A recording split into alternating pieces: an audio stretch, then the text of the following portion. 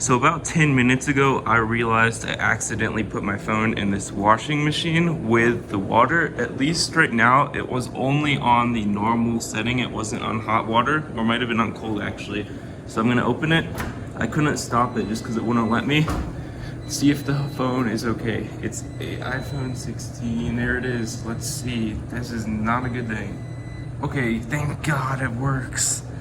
Well, I guess if you have a 16 and up, your phone should be good. It's still definitely wet.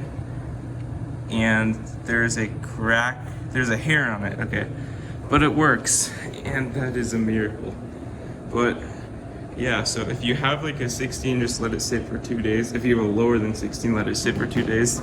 And then just pray to the gods to turn it on, because that's what the article said. Mine works though, I'm so freaking lucky. But yeah, this is iPhone in a washing machine, unfortunately, and it's soapy, but I'm so glad it works.